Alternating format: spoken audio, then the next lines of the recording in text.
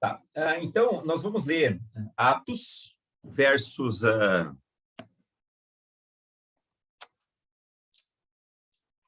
capítulo 1, versos 4 a 8. O texto que eu enviei da pesquisa para vocês ficou um pouquinho grande, né? Mas eu acho que dá para dar conta.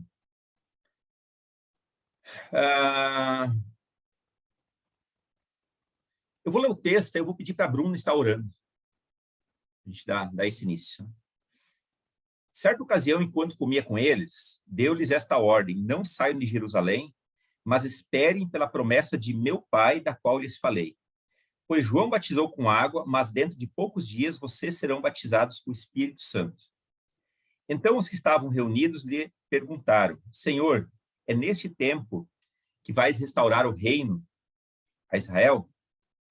Ele lhes respondeu: não lhes compete saber o tempo ou as datas que o Pai estabeleceu pela sua própria autoridade. Mas receberão poder quando o Espírito Santo descer sobre vocês, e serão minhas testemunhas em Jerusalém, em toda a Judéia e Samaria, e até os confins da terra. Tá? Bruna, por favor, esteja orando.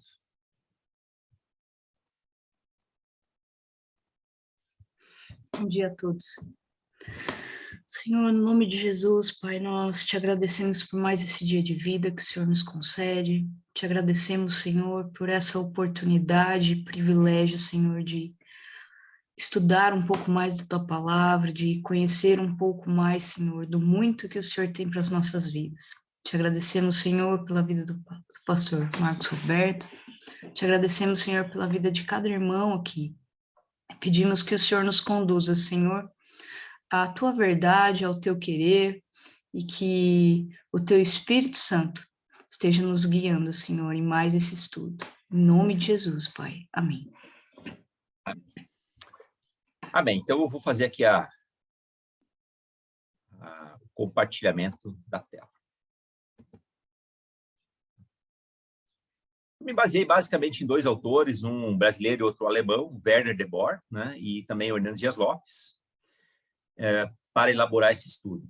E aí o Hernandes Dias Lopes, ele começa com uma afirmação interessante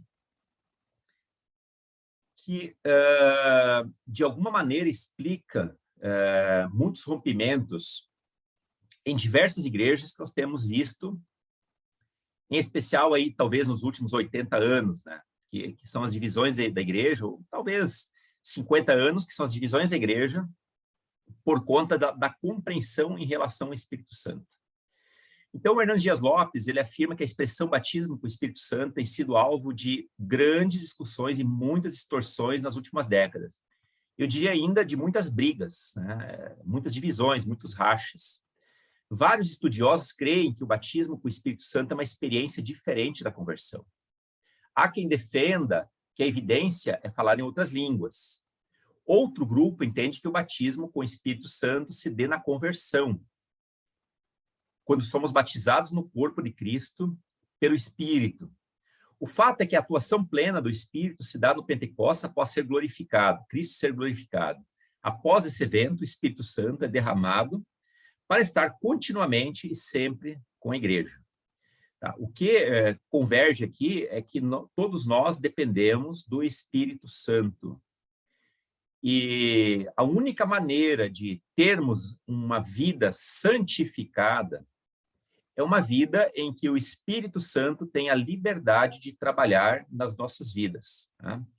Se dermos o nome disso de batismo com o Espírito Santo, ou plenitude, embora eu acredite, conforme eu já mencionei, que o batismo com o Espírito Santo ele aconteça no momento da conversão, e após isso podemos experimentar a plenitude, né? Mas todos entendem que a presença do Espírito Santo ela é necessária se quisermos ter uma relação com o Pai, uma relação diferenciada, uma relação em que, de fato, sentimos a presença de Deus e esse sentimento da presença de Deus, ela precisa necessariamente vir acompanhada de um profundo arrependimento de pecados, uma mudança no caráter, uma mudança de vida. O verso 4 diz que, certa ocasião, enquanto comia com eles, enquanto Jesus comia com seus discípulos, deu essa ordem: não saiam de Jerusalém, mas esperem pela promessa do meu Pai, da qual falei a vocês. O Werner de Boer diz que esse texto pormenoriza, ele traz em detalhes aqui a ascensão de Cristo, muito mais do que os evangelhos, em que, mais uma vez, Jesus celebra a comunhão de mesa com os discípulos. Vamos lembrar que Lucas, ele não foi um apóstolo, tá? O que escreveu Atos. Então, ele não fazia parte do grupo dos 12. Mas ele era um amigo de Paulo, ele era um discípulo do Senhor, né? Num sentido um pouquinho mais geral, né? Teve convivência ali com os primeiros discípulos. E ele era um médico, ele era um pesquisador. Assim, se fôssemos trazer para os nossos tempos, né? Lucas é um cientista de humanas, tá certo? Alguém que busca, na história, compreender os eventos e, então, trazer isso de uma maneira bastante clara para as pessoas de sua época. Então, aqui, mais uma vez, Jesus celebra a comunhão de mesa com os discípulos, porque, enquanto comia com eles, deu uma ordem, né? Deu uma orientação bastante clara. E esse tipo de comunhão era um acontecimento muito comum, muito característico com o convívio que Jesus tinha com seus seguidores. E foi justamente em um momento desse que o Senhor dá instruções a ele. As grandes coisas da vida, elas deveriam, de fato, acontecer ao derredor de uma mesa, de refeições, né? Marcando aqueles momentos significativos, seja de uma família, de uma igreja, de uma empresa, né? A celebração de uma amizade, coisas assim. E esse pessoal do Oriente Médio, Jesus traz essa orientação bastante clara, né? Na forma de um exemplo, né? Enquanto comia com eles, né? Não foi algo aleatório, né? Algo não pensado, mas ele tinha ali um momento bastante íntimo com seus discípulos, então ele dá uma orientação a eles. E foi nessa comunhão de mesa que o Cristo ressuscitado escolheu para manifestar aos discípulos a sua realidade plena de pessoa. Ele era 100% humano. Ele era sujeito às mesmas vicissitudes que nós, né? As mesmas. Ele tinha os problemas, né?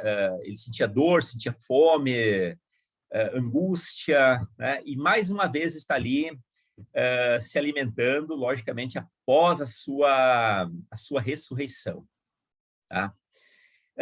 Interessante, foi nessa comunhão de mesa que o Cristo ressuscitado escolheu para manifestar aos discípulos a sua realidade plena em pessoa, como os laços restaurados com os discípulos, que haviam se quebrado diante do fracasso deles, né? E é claro que os discípulos fracassaram, porque eles entenderam que, bom, Cristo foi crucificado de fato, então nós vamos voltar para as nossas antigas profissões. E foi o que eles fizeram, alguns foram pescar, tá certo? Então ali eles de fato fracassaram, né? Ou talvez eles foram muito humanos, né? Talvez qualquer um de nós que lá estaria, né? Faria a mesma coisa, né? Nós não seríamos melhores do que eles, dadas as circunstâncias, né?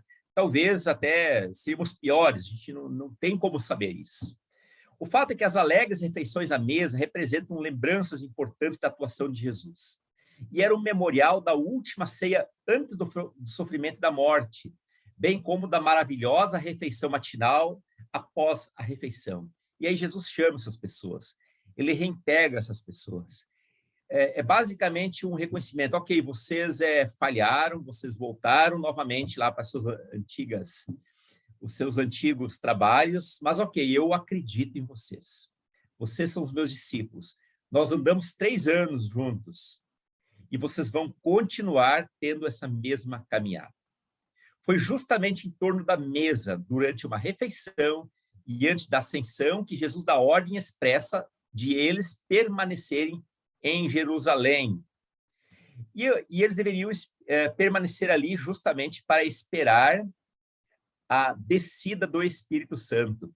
E aí o Hernandes Dias Lopes, ele traz uma frase muito significativa, que eu não li, mas eu vou fazer isso agora, que diz o seguinte: antes, porém, de Jesus terminar seu ministério pessoal na terra, deliberadamente tomou providências para que ele continuasse ainda na terra, por meio dos seus apóstolos, mas a partir do céu por meio do Espírito Santo.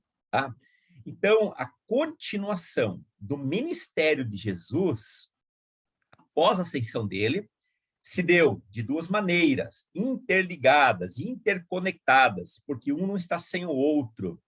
Os apóstolos na terra, mas a partir do céu, do Espírito Santo, que agora também habita o Espírito Santo. E nós fazemos parte disso, porque quando nós encabeçamos a missão de divulgar Cristo, nós não fazemos em nosso nome, mas nós fazemos a partir do céu, a partir do Espírito Santo.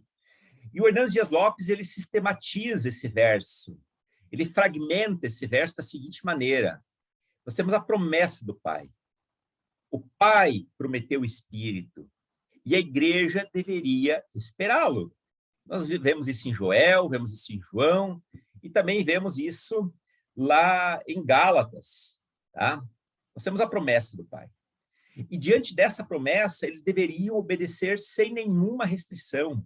Eles não poderiam se ausentar de Jerusalém. Eu acho que valeria a pena nós lermos, pelo menos, o Evangelho de João, no capítulo 14. Eu vou procurar aqui. João 14, versos 16. E ele diz o seguinte, olha só, a partir do verso 15 já, irmãos: se vocês me amam, obedecerão aos meus mandamentos. E eu pedirei ao Pai, e ele lhes dará outro conselheiro para estar para sempre com vocês. O Espírito da verdade. O mundo não pode recebê-lo porque não o vê nem o conhece, mas vocês o conhecem, pois ele vive com vocês e estará com vocês. Não os deixarei órfãos, voltarei para vocês, né? E ele não nos deixa órfãos porque o Espírito Santo está com a gente. O significativo desse versículo é que ele lhes dará um outro conselheiro. Um outro conselheiro não é um outro de uma natureza diferente. Como, por exemplo, eu tenho um carro, o Gilson tem um carro, e eu vou dar um carro, um Tesla, a bateria.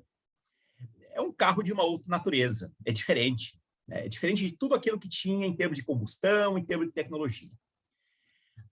Esse outro conselheiro é outro da mesma natureza, com o filho e com o pai. Não é algo diferente. Eu lhes darei outro conselheiro. Né? Um outro é de uma natureza exatamente igual. É aquele que viria no lugar de Jesus Cristo, né? Atuaria. Vou tentar me expressar bem aqui. É aquele que daria seguimento à obra de Jesus por meio dos apóstolos. Basicamente isso. Então, eles deveriam, aqui, obedecer à promessa do Pai e obedecer sem nenhum tipo de restrição. Olha o que o versículo diz.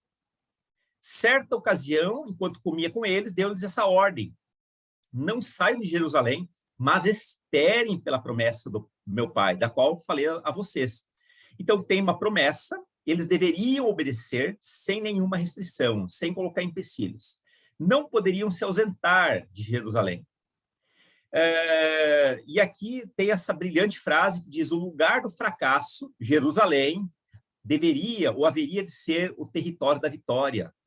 O mesmo lugar onde Cristo foi humilhado, ali deveria também ser exaltado. O palco do padecimento deveria ser também o cenário do derramamento do Espírito. Isso aconteceu na sua integralidade. Jesus, aos olhos do mundo, foi envergonhado, né? Mas Deus o exaltou quando levantou ele da tumba, exaltou aos céus após 40 dias e enviou o seu Espírito, a fim de não nos deixar órfãos. E em relação a essa promessa, eles deveriam esperar com uma perseverança inabalável. Talvez o tempo de espera deles foi um tempo angustiante, mas eles deveriam esperar até que do alto fosse revestido de poder. Isso aconteceu, a gente vai ver depois lá em Atos, né? quando Pedro dá aquela incrível pregação que mais de 3.000 almas se convertem, e vai ser o nosso próximo texto, né? Daqui um mês e pouco, né? No último domingo de maio, nós vamos estudar, se Deus permitir, esse texto, né? E a gente vai tentar entender as minúcias, né, por trás desse derramamento, tá certo? E ainda a esperança deveria ser com expectativa triunfante. É algo que Deus prometeu e certamente Deus faria. Eles deveriam receber o revestimento do Espírito Santo. Quer dizer, eles não estariam mais sozinhos mesmo. Eles estariam, assim, intrinsecamente ligada ao Espírito Santo, porque o Espírito Santo passaria, então, a habitar nas suas vidas. O verso 5 diz, pois João batizou com água, mas dentro de poucos dias vocês serão batizados com o Espírito Santo. Vamos lembrar que a questão dos batismos, mesmo antes de Jesus, já era uma coisa natural, normal. Os essênios, né, aquelas pessoas que iam para o deserto, para ali viver um período messiânico, um período de ascetismo, livres das coisas do mundo, né? Então, já se tinha banhos, né? Banhos de purificação, banhos cerimoniais, isso é uma coisa que acontecia entre os judeus também. Tá?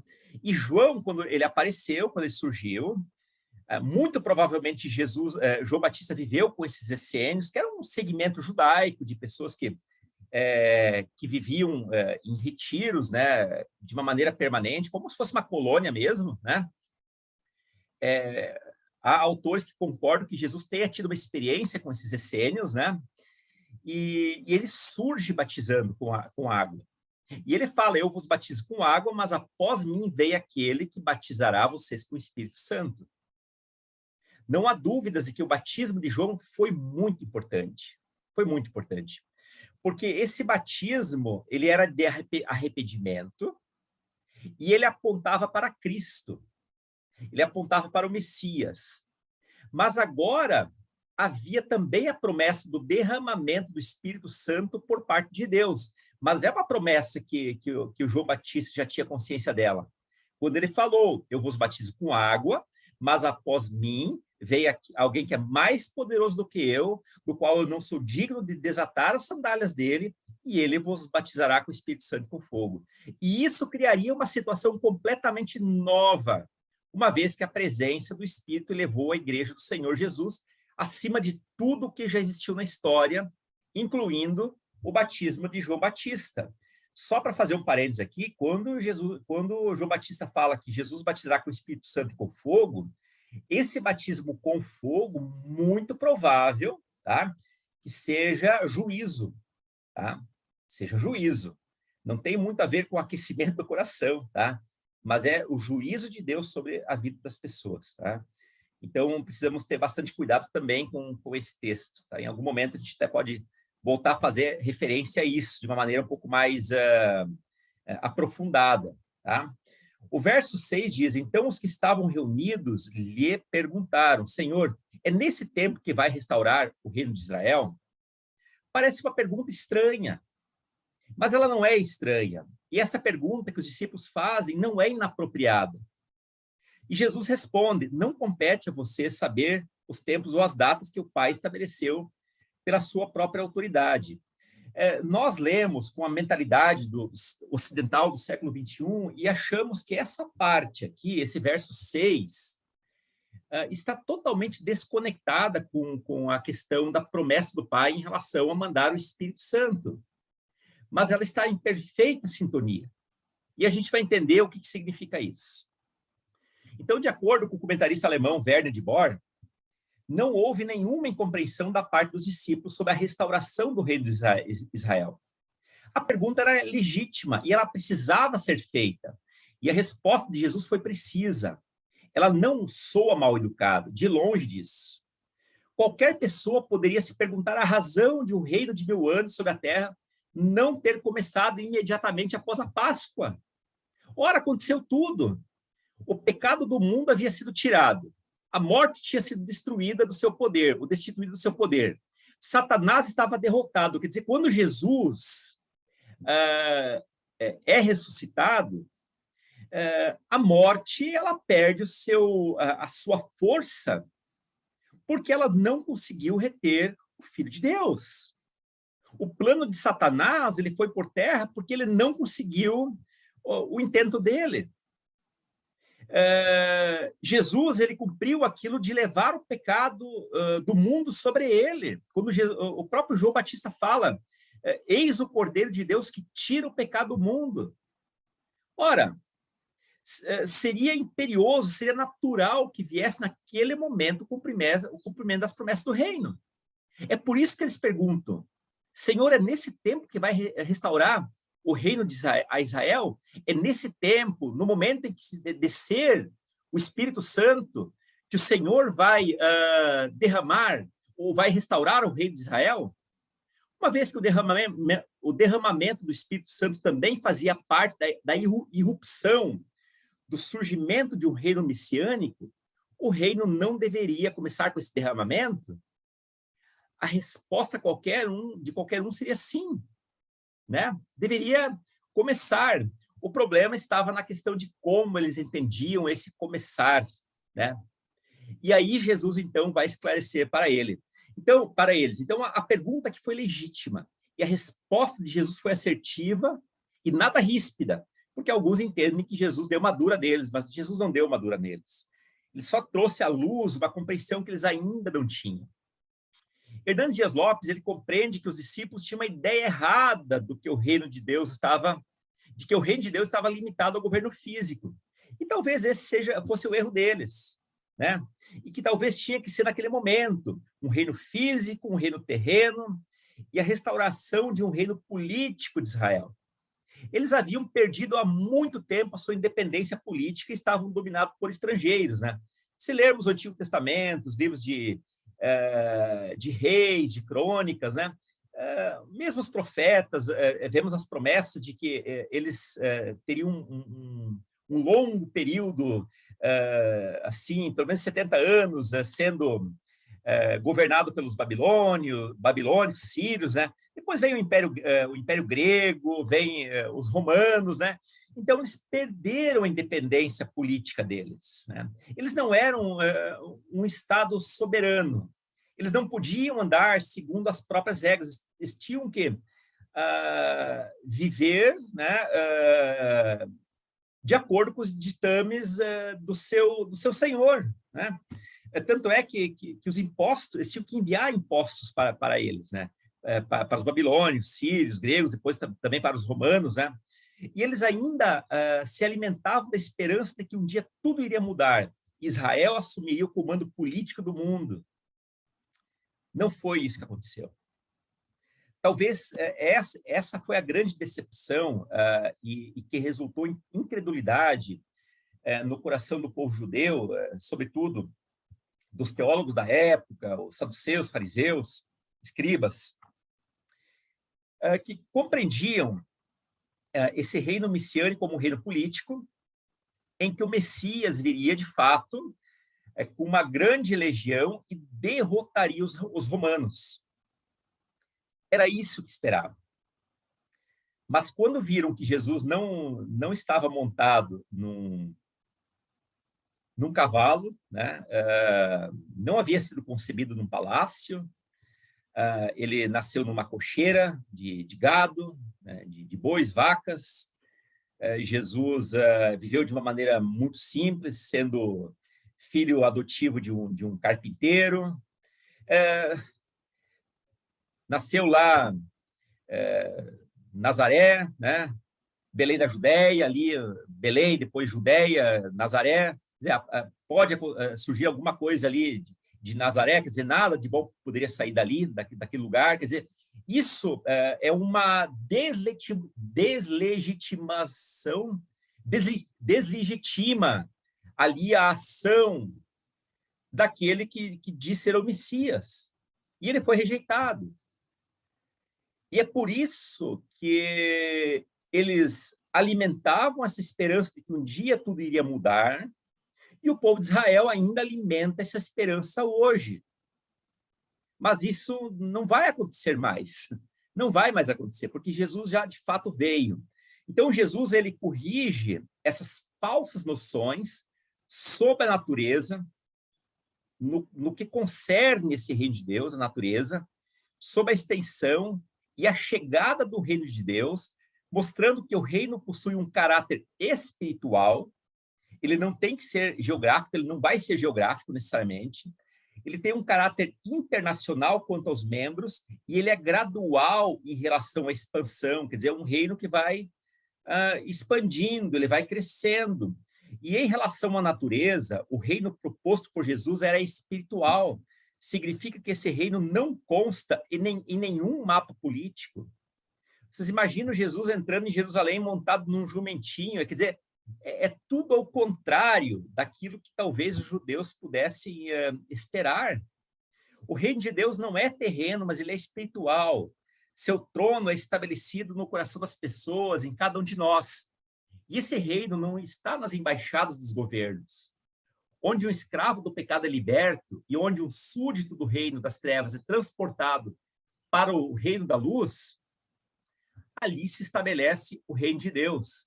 Quer dizer, se uma pessoa só se converter num país onde é que não há mais nenhum cristão, ali tem o reino de Deus, porque ele está naquela pessoa. Sobre o caráter internacional do reino, ao invés de ser um caráter regional,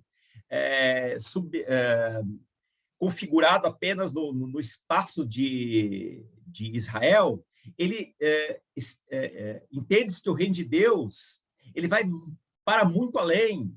Ele escapa às fronteiras de Israel.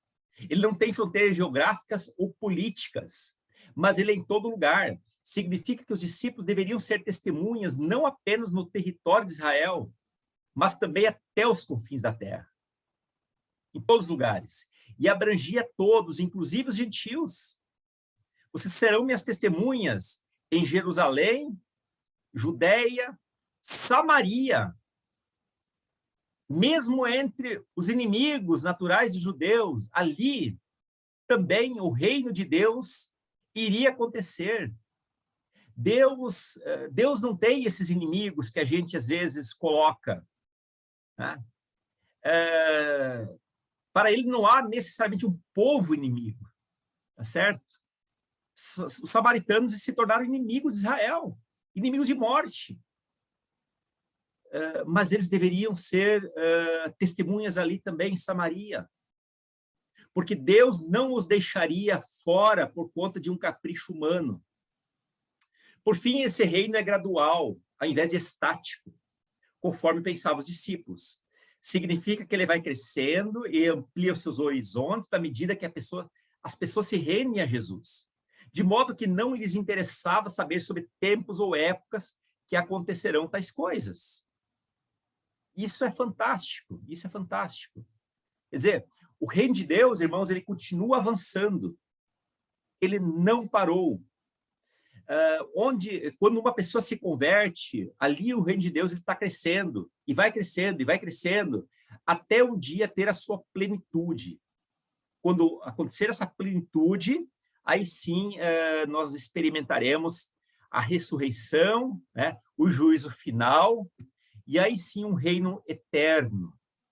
O verso 8 diz, mas receberão poder quando o Espírito Santo descer sobre vocês, e serão minhas testemunhas em Jerusalém, em toda a Judéia e Samaria, e até os confins da terra. De acordo com Werner de Boer, somente Deus estabelece tempos e prazos. Somente Ele. Qualquer tentativa de estabelecer esse reinado é uma heresia. Tá? E Jesus vai trabalhar muito essa questão acerca da sua vinda nos evangelhos, né? Olha, a vinda do Senhor será como um ladrão, né? Quer dizer, de um momento para o outro, tá? Algo bastante repentino. E será como nos tempos de Noé, casava e dava-se casamento, as coisas ocorriam normalmente, até que Cristo veio. Até que Cristo veio. Tá? Mas isso é Deus que sabe, nós não podemos colocar datas, né? Temos muitas pessoas ao longo da história que colocaram datas, né? Ellen White, por exemplo, né? E tantos outros. Então, Deus estava estabelecendo um tempo totalmente novo, o tempo da igreja. Somente por meio do Espírito Santo, é que os discípulos teriam poder para serem testemunhas de Jesus em todos os lugares. Vocês serão minhas testemunhas em Jerusalém, né? Ali nessa cidade muito simbólica, porque representava toda a religião dos judeus, talvez o lugar de mais perigo, né? Porque justamente o cristianismo surgiu como uma seita judaica, né? Depois vai se formando como uma religião independente, né? Mas ela nasce como uma seita judaica, né? E esse tipo de seita, né, com os seus costumes, as suas ideias, precisava ser rechaçada, especialmente uma seita em que traz um Messias que não é aquele Messias esperado, né, pelos religiosos. Então, somente por meio do Espírito Santo que os discípulos teriam poder para serem testemunhas de Jesus em todos os lugares. O autor ainda enfatiza: Deus deseja dar um presente muito precioso ao seu filho, obediente, depois que ele consumou a obra da redenção, que é o presente do corpo. E nós somos a igreja, o presente que Deus deu para o seu filho Jesus Cristo. Então, Jesus não deve ser apenas o rei de Israel, e não somente o Senhor e juiz do mundo, mas ele também é o cabeça do corpo. É ele que pensa, é ele que direciona o corpo. Ainda que o corpo dá o movimento para a cabeça, é a cabeça que diz para onde o corpo vai. E esse corpo é convocado entre as fileiras de Israel e, sobretudo, das nações. Quer dizer, agora Deus não tem um filho que é privilegiado, né? Mas o Filho de Deus, né, é aquele que recebe Jesus como único e suficiente Salvador, e essa pessoa também receberá o Espírito Santo, e essa pessoa pode morar em qualquer lugar do mundo, não precisa ser de Israel, não precisa ser um judeu. Por isso a efusão, né, do Espírito Santo não significa irrupção imediata do reino, mas recebereis poder ao descer sobre vós o Espírito Santo e sereis minhas testemunhas. Começa aqui a missão, a evangelização para a construção do corpo de Cristo. Para isso, há necessidade de poder. Porém, não basta aqui o poder do intelecto, da vontade humana, da retórica, o poder da mídia, o poder da música, o poder do dinheiro, né? Essas coisas, de fato, elas ajudam, né?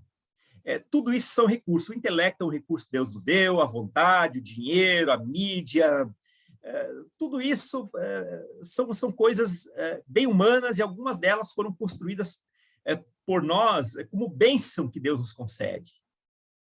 Mas a gente só consegue avançar com o reino de Deus com base no poder do Espírito Santo, porque nós não somos convencidos do pecado por um poder racional.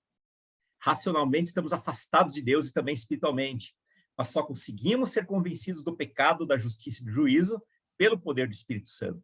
Poder do Espírito que desce sobre vós. Somente por meio dele é possível desincumbir-se dessa tarefa, ou seja, fazer essa tarefa árdua. E com ele os apóstolos serão as testemunhas eficazes de Jesus. E com ele nós também podemos ser testemunhas eficazes de Jesus. Então, testemunha aqui é um termo jurídico, né? Eu não sei se algum dos irmãos já foi testemunha em algum crime, algum julgamento. Eu nunca testemunhei assim, né, no tribunal. Já vi muitos filmes sobre isso, né? Mas o fato é que quem é interrogado como testemunha, ele não deve dar sua opinião pessoal, muito menos relatar seus pensamentos. Mas a testemunha, o martireu, o testemunho, o mártir aqui, e dali que vem a palavra testemunha de mártir, ele deve falar do que viu e ouviu. Por esse motivo, queridos, os discípulos foram chamados de testemunhas. Vocês serão minhas testemunhas. Então, nós também, como igreja do século XXI, somos testemunhas sobre aquilo que aprendemos das Sagradas Escrituras pelo poder do Espírito Santo. Os discípulos foram chamados de testemunhas, porque eles viram e ouviram, e eles relataram exatamente aquilo que eles viram e ouviram. E nós repetimos pelo poder do Espírito Santo, né, com base na fé em Cristo, aquilo que eles viram, ouviram, deixaram registrados, e isso se deu como sequência na igreja através dos séculos e chega até nós. Esse serviço de testemunho, segundo Werner de Boer, se desdobrará de modo crescente. Durante longos capítulos, ele nos manterá em Jerusalém. Ali que começa tudo. Depois, ele passa o grande avivamento de Samaria. Olha só, os inimigos judeus tendo um grande avivamento. E, na sequência, a conversão de Paulo, e com Paulo viajaremos até Roma. E esse evangelho, então, ele começa a se espalhar pelo mundo. Sai de Jerusalém, sai da Judéia, vai para Samaria, para o lugar dos inimigos naturais judeus. Depois, com a conversão de Paulo, chega até Roma, depois chega até nós. Isso é de algo extraordinário. Com a expressão até os confins da terra, Jesus acolhe o anúncio profético e a promessa divina lá de Isaías 49. E aí o Werner de Boer diz o seguinte: os confins da terra foram se dilatando, quanto mais globalmente vínhamos a conhecer o mundo. Olha só, o reino de Deus, ele chegou nas Américas, né? Quando Pedro Álvares Cabral descobriu o Brasil, né? Cristóvão Colombo, Américo Vespucci, esses grandes navegadores lá de mais de 500 anos chegaram aqui, primeira vez, então, aqui no Brasil foi celebrada a primeira missa, né, 1500 e pouco, não vou saber exatamente a data, né, mas o evangelho ele foi chegando, ele foi se aproximando. E esse movimento ainda não terminou. Ainda estamos nos tempos e prazos que não compete sabermos. Nós estamos ainda nesse momento tão interessante. Eu acho que tem alguém com o microfone ligado. Peço que dê uma verificada nisso, que eu estou sentindo um som aqui. Então, Hernandes Dias Lopes diz que, diante da pergunta, Jesus redireciona os olhos dos discípulos para a ação missionária. Interessante. Quando vai acontecer isso? Quando vai acontecer esse reino de Deus? Uma pergunta legítima. Jesus explica e imediatamente direciona eles a uma ação missionária e lhes dá um esboço geral da obra que os estava incumbido de fazer. Significa que o período de testemunho e a missão deve anteceder a volta de Jesus. Nós temos uma missão, temos um trabalho. Esse reino de Deus ele foi inaugurado, mas ele ainda não foi consumado. Ele vai ser consumado. Não nos tempos que os discípulos esperavam, não os tempos que, às vezes, alguns de nós tentam datar, mas ele vai ser consumado. E, nesse caso, em vez de conhecer tempos e épocas, eles seriam revestidos com o poder do Espírito para serem testemunhas. E aqui, o Hernandes Dias Lopes coloca 4 motivos pelos quais os discípulos precisavam ser revestidos do Espírito Santo. E, queridos, aqui vem uma questão assim, bastante prática, ou até uma questão de motivação. Por que eu quero ser enchido do Espírito Santo? Logicamente, é que o enchimento do Espírito Santo, ou esse batismo com o Espírito Santo como uma segunda experiência, né? Eu entendo mais como uma questão de plenitude, ele não deve acontecer como uma coisa egoísta, para ficar só para mim, algo que não vai produzir nada.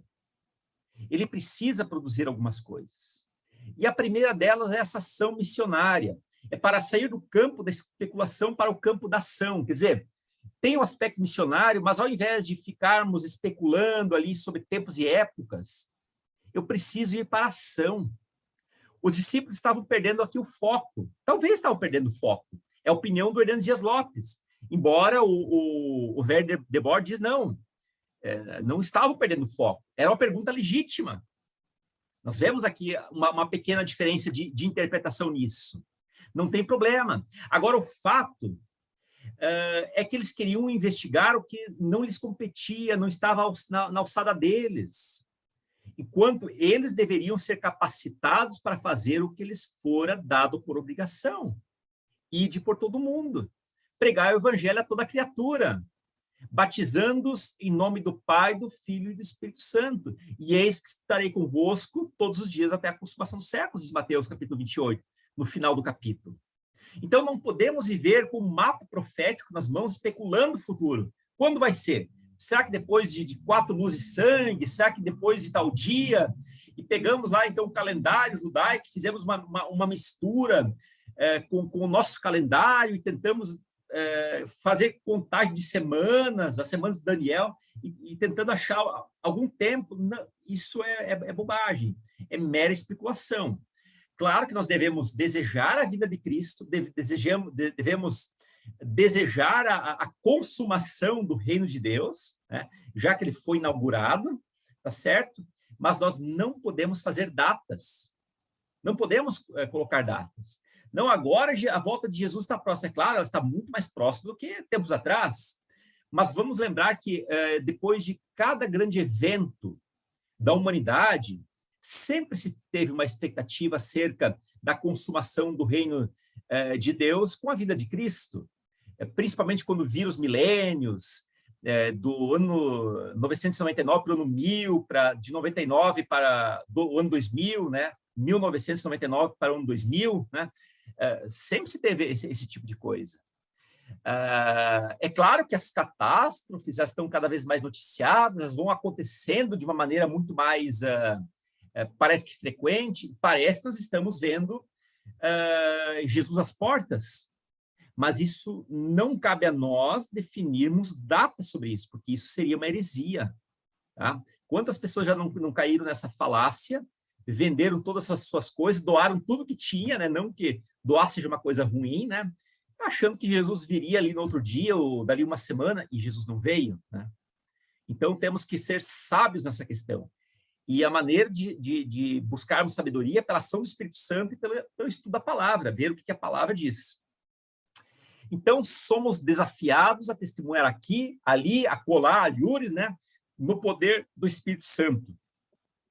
Mas também precisamos ser revestidos do Espírito Santo, ter essa plenitude do Espírito Santo para perdoar. Eu achei interessante aqui. O texto dá a impressão que o texto não fala de perdão, mas em certo sentido ele fala de perdão.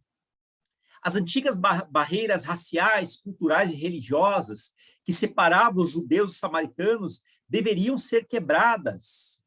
E essas barreiras, elas são quebradas mediante o perdão, motivado pelo poder do Espírito Santo. Quando ele fala, vocês vão ser minhas testemunhas, Jerusalém, Judeia e Samaria. Se eu quero entrar no território do inimigo, eu preciso perdoar. Eu preciso parar de desejar o mal para ele e encará-lo como o meu próximo, de acordo com a parábola do bom samaritano. E aí Jesus inclui Samaria no raio de atuação missionária. Será que aquelas pessoas que eu não gosto estão no raio da minha atuação missionária particular? Será que eu oro por elas? Será que eu facilito a elas encontrarem o reino de Deus? É uma pergunta que nós deveríamos nos fazer. Aonde o evangelho chega, os muros da inimizade são derrubados e devem ser derrubados. O poder do Espírito capacita a igreja a amar até mesmo os que são inimigos.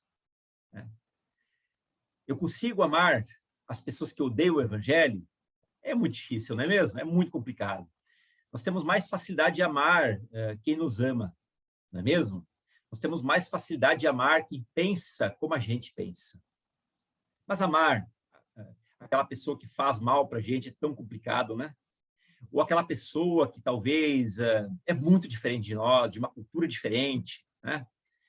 Olha, isso é realmente complicado, mas é possível quando nós somos cheios do Espírito Santo.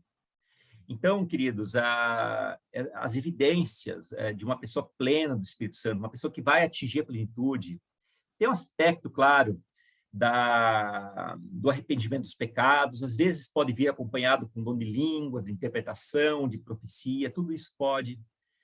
mas o enchimento do Espírito Santo, ele deve vir acompanhado de um intenso amor pelos perdidos, né? Que me leve a uma ação missionária, que me leve a perdoar os outros, né? Que me leva a pregar até os confins da terra. O Espírito Santo confere poder, de modo que os horizontes são sempre ampliados. O projeto de Deus é o evangelho todo, por toda a igreja, em todo mundo, a qualquer pessoa, de qualquer época, né? Claro, cada pessoa na sua época. Então, se a gente não tem condições de ir até lá, nós vamos incentivar as missões, nós vamos fazer as doações que precisam ser feitas, que devem ser feitas, para que outras pessoas também possam conhecer o evangelho. E, sobretudo, esse enchimento do Espírito Santo, ele deve acontecer para que possamos morrer, se for necessário. A palavra testemunha significa mártir. Mártir. Os discípulos eram testemunhas que haviam presenciado um fato glorioso, a ressurreição de Cristo. E essa notícia da exaltação de Jesus deveria ser anunciada até os confins da terra, ainda que para isso a morte fosse o preço a ser pago. Ainda que para isso a morte fosse o preço a ser pago. Queremos ser testemunhas? Queremos ser mártires? Pois bem, que possamos de fato, né, sermos enchidos, né, que sejamos plenos do Espírito Santo. Que nós não venhamos a nos contentar com a marolinha que cobre nossos pés quando a gente vai na praia, né? Mas que, de fato, possamos mergulhar nesse mar, né? E é dessa maneira que alguns autores também entendem a plenitude do Espírito Santo. Pessoas que molharam apenas os pés na água, elas foram batizadas com o Espírito Santo, dentro dessa compreensão, não é mesmo? Mas será que a gente quer ficar só na beira da praia? Quando a gente é bebê, a gente fica, né, só ali, né? Mas na medida que a gente vai crescendo, né, isso também no ponto de vista espiritual, nós queremos dar alguns passos para dentro do mar, e daqui a pouco nós temos água pelas canelas, pelo joelho, pela cintura, daqui a pouco vamos mergulhando, alguns mais audazes vão lá para o fundo do mar, porque realmente querem sentir o mar no seu poder, na sua inteireza, né? Eu não quero ficar apenas com os pés molhados, né? Eu quero realmente ter essa plenitude do Espírito Santo. E essa plenitude que me dê poder para o campo de ação, que me dê poder para perdoar meus inimigos, que me dê poder para ir até os confins da terra e, se for necessário, morrer por Cristo. Porque, do contrário, a plenitude do Espírito Santo ela não tem sentido a não ser orgulho humano, né? Olha como eu sou melhor que você, eu sou muito mais espiritual para você. E, queridos, quando a pessoa pensa nisso, é porque ela não foi enchida do Espírito Santo. O enchimento do Espírito Santo também precisa vir acompanhado de muita, muita humildade, de muita misericórdia, de muita compreensão. Tá bom? Queridos, eu não sei se nós nos estendemos demais ou não, eu não olhei para a hora, tá? Mas vocês agora podem colocar suas questões, perguntar, né? Vou interromper aqui o compartilhamento.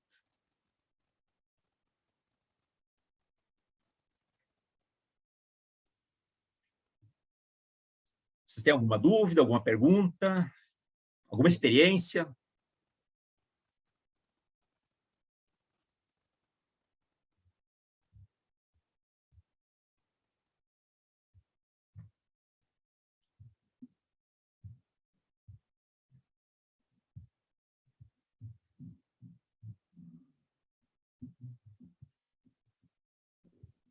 Parte está tranquila, assim. Oi? A minha parte está tranquila, assim, não surgiu nenhuma dúvida. Ok.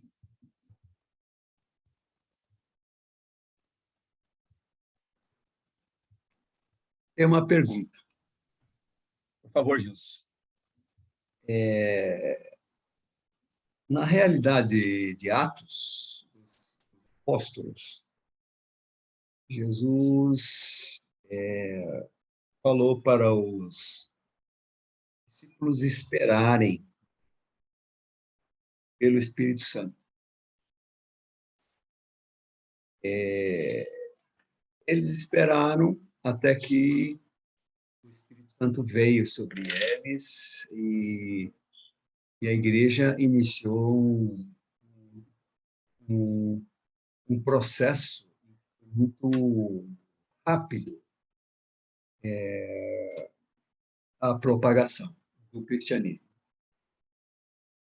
Transportando para os dias de hoje, a minha pergunta é: quando alguém chega a Jesus, qual é o tempo de espera? Bom, pode perguntar, pode concluir, desculpa. Como é o tempo de espera para que a pessoa sinta pronta para evangelizar? É esse o timing que me pareceu que existe uma diferença entre a experiência dos apóstolos e os dias de hoje. Qual que é a sua visão? São momentos diferentes, Gilson. Vamos entender que o derramamento do Espírito Santo ali foi um movimento único naquele momento, tá? Inaugural. Ele vai se repetindo depois, conforme a gente vai ver em Atos, né? Alguns que tinham só sido batizados no batismo de João, não sabiam disso, né? E eles tiveram essa experiência. Mas ali foi ali ao que estava no calendário de Deus. Nós temos discípulos de pessoas, tinha mais de 120 pessoas esperando, aguardando ali, né? Não eram apenas os apóstolos, né?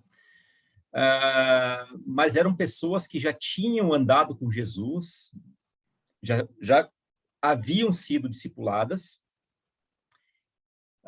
tinham um grande conhecimento e elas foram municiadas com o poder do Espírito Santo naquele momento. No dia do Pentecostes, no dia de uma festa judaica, é que eles recebem o Espírito Santo, a descida do Espírito Santo. E aí, então, Pedro fala, né, e uma multidão ali se converte. Não dá para transportar de uma maneira literal isso para os nossos dias. Por quê? Porque, às vezes, tem pessoas que elas têm um bom conhecimento bíblico. No entanto, às vezes é um conhecimento até distorcido, ou às vezes não tem nenhum conhecimento. Vamos pegar o seguinte: às vezes a pessoa não tem nenhum conhecimento. E ela precisa, então, passar por um período de discipulado.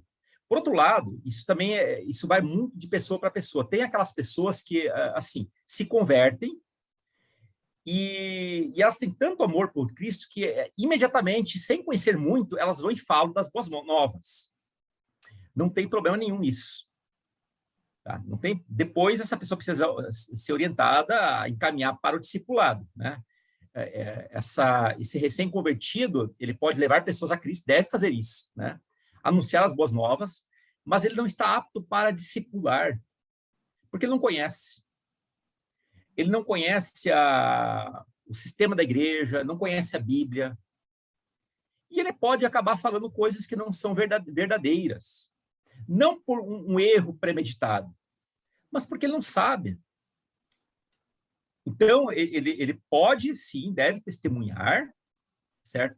E o fervor dele, né, junto com o fato de que o Espírito Santo está nele, muitas pessoas vão ser convencidas. Tá? Mas temos, por exemplo, Paulo. Paulo era um profundo conhecedor do Antigo Testamento. E ele ficou alguns anos retirado.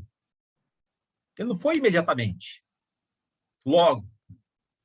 Ele teve um período ali que ele precisou amadurecer, né? E mais tarde, então, ele aparece na história, não foi de uma hora para outra, assim. Passou um tempo. Alguns falam de 10 anos, não sei se foi tanto, né? Mas teve um tempo. Porque ele precisava ser moldado, se ele quisesse, de fato, ir para uma empreitada maior. Então, tudo vai, assim, é relativo. Quanto que a pessoa sabe,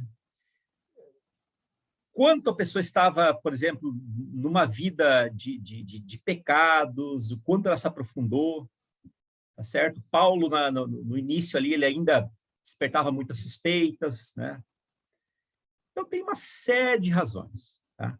Mas, sobretudo, um bom estudo bíblico, um bom processo de discipulado, uma vida de adoração, de busca a Deus, uma busca de santificação, uma busca de plenitude, assim, que deve ocorrer no dia a dia, sem dúvida, são boas credenciais para que a pessoa, então, evangelize e discipule. Tá? Mas eu não diria que tem um tempo. Não tem um tempo. Agora, sim, se alguém quer ser um missionário em outro lugar, não, aí de fato, tem as agências missionárias, né? A própria Holiness tem um período longo, né? Em que ela começa, a partir do momento que ela anuncia que quer ser pastor missionário, então ela tem um tempo longo em que ela vai trabalhar na igreja, ela vai fazer um seminário, ela vai andar sob acompanhamento para finalmente ter um campo, né?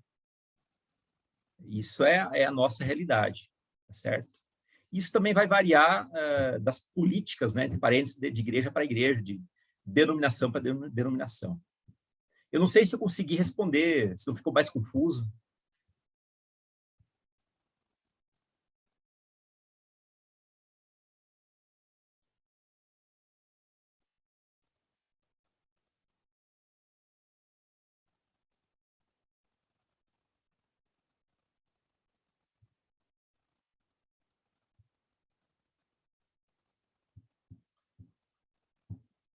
Olha, eu acho que nós estamos com poucas perguntas hoje, poucas dúvidas, isso é bom, né? Ou é ruim, talvez não entenderam nada. Mas tá bom. Irmãos, eu achei necessário fazer essa base, tá? Fazer essa base para depois, então, a gente poder dar sequência. Então, uma vez por mês, né? Sempre no último domingo de cada mês, na medida do possível, nós vamos ter esse estudo especial aí sobre o Espírito Santo. Tudo bem? Certo. Tá bom, então. Diego, você ora para finalizar? Oro sim. Querido Deus e Pai, eu quero te agradecer, Deus, por mais esse momento e de aprendizagem, né?